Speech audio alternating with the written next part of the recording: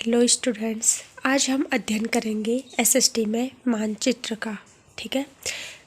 पृथ्वी के सतह के किसी भाग के स्थानों, नगरों, देशों, पर्वत, नदी आदि की स्थिति को पैमाने की सहायता से कागज पर लघु रूप में बनाना मानचित्रण कहलाता है। मानचित्र दो शब्दों मान और चित्र से मिलकर बना है, जिसका अर्थ किसी माप या मूल्य को चित्र द्वारा प्रदर्शित करना है। मानचित्र को कहते हैं मैप, हम इसे नक्शा भी कहते हैं।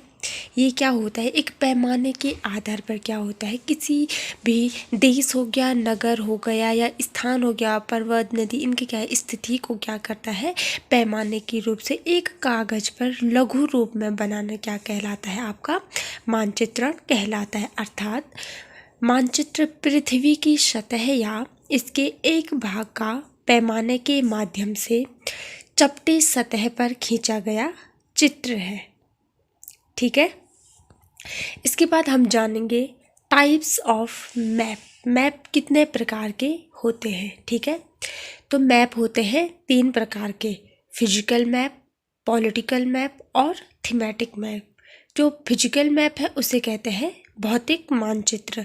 इस प्रकार के मानचित्र में पर्वतों, पठारों, मैदानों, नदियों, महासागरों, इनका क्या किया जाता है, स्थिति को दर्शाया जाता है। भौतिक मानचित्र में क्या होता है, पर्वतों, पठारों, मैदानों, नदियों, महासागरों आदि को क्या करता है, दर्शाया जाता है। ठीक है। अब बात करते हैं हम अपने पॉलिटिकल मैप की। पॉलिटिकल मैप में क्या होता है, किसको दर्शाया जाता है आपके पॉलिटिकल मैप में। ठीक है। तो पॉलिटिकल मैप में राज्यों, नगरों, शहरों तथा गांवों और विश्व के विभिन्न देशों व राज्यों तथा उनकी जो सीमाओं से लगने वाले जो देश हैं उनका क्या किया जाता है, उनको दर्शाया जाता है आपके पॉलिटिकल मैप में। ठीक है। क्या होता है पॉलिटिकल मैप में, जो सिटीज़ होती है, टाउन होते हैं, विलेज होते हैं, ठीक है, या हमारी जो बाउंड्रीज जो दूसरे देशों से लगती है तो उनको क्या किया जाता है, दर्शाया जाता है। किसमें, पॉलिटिकल मैप में।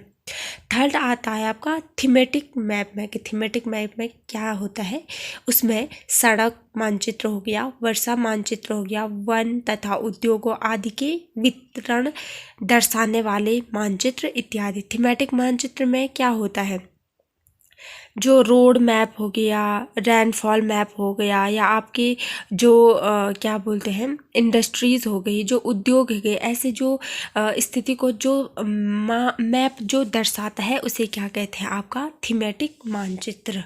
ठीक है।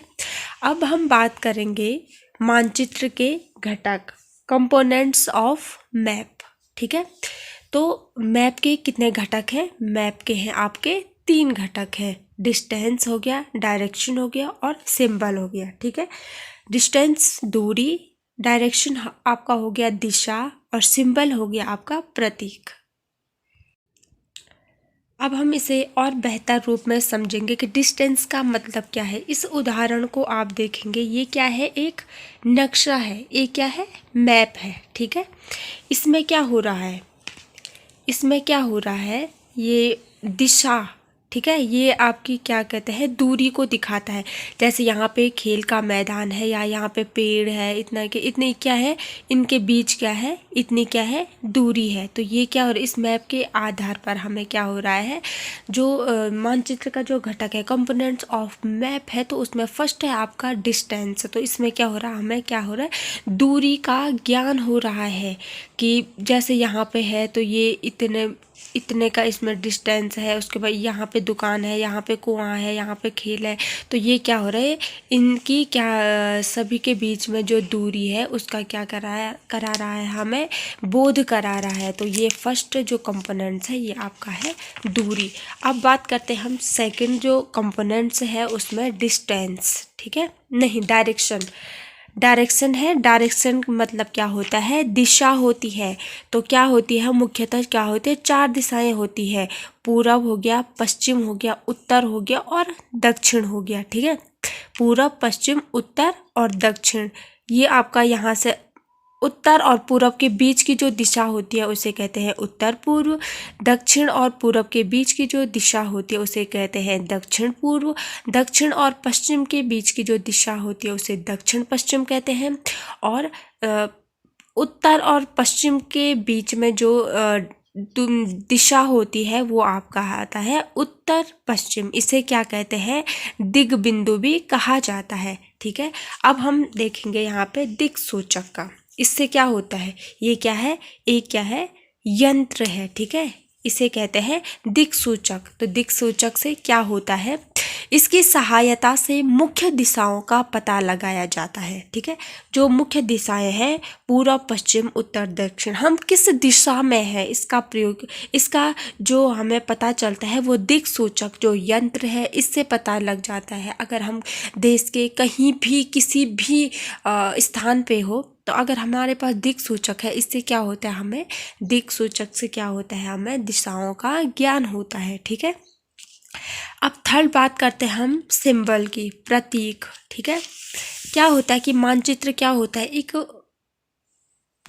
क्या होता है, स्थिति को दर्शाता है। ठीक है, किसी देश की हो गया, राज्य की हो गई, या विश्व में जो होता है, तो उसमें क्या होता है, एक क्या होता है, स्थिति को मानचित्र के द्वारा हम समझ सकते हैं। जैसे भारत का जो नक्शा होता है, अगर हम यहाँ पे उत्तराखंड में बैठे हुए हैं, हम पौड़ी जिले में बैठे हुए हैं, तो हम क्या करते हैं, मानचित्र के माध्यम से हम मुंबई की स्थिति को समझ सकते हैं। ठीक है, जम्मू कश्मीर की क्या स्थिति है इसको हम समझ सकते हैं। ठीक है, मैप के आधार पर। और अब कहते हैं सिंबल, प्रतीक। क्या होता है कि मानचित्र में हम इतना बना नहीं सकते। जैसे सड़कें हैं तो हम वहाँ पे सड़क को मतलब पूरी लाइन नहीं खींच सकते, या पेड़ हो गया, तो इसके लिए क्या किया जाता है, कुछ प्रतीक दिए जाते हैं। जैसे रेलवे लाइन हो गया, बड़ी line, meter line, railway station. ठीक है, 3 इसमें है। तो इसमें देखो किस प्रकार से बड़ी लाइन को कैसे दिखाया गया है, एक प्रतीक उनको दिया गया है, एक सिंबल उनको दिया गया है। जैसे सड़कें हैं, पक्की सड़क कैसी है और कच्ची सड़क कैसी है। पक्की सड़क में सीधी लाइनें बताई गई है प्रतीक के रूप में, और जो कच्ची सड़क है उसको डैश डैश डैश करके दिखाया गया है ताकि बच्चों को अच्छे से समझ में आ सके। ठीक है, तो प्रतीक के माध्यम से क्या होता है कि मानचित्र में हमें स्थिति का बोध होता है। पेड़, घास, ठीक है, पेड़ को ऐसे दिखाया गया है या घास को इस प्रकार से दिखाया गया, तो ये क्या होता है, एक प्रतीक होता है। प्रतीकों के माध्यम से क्या होता है, हम अच्छी तरह से उनको समझ सकते हैं। ठीक है, थैंक यू।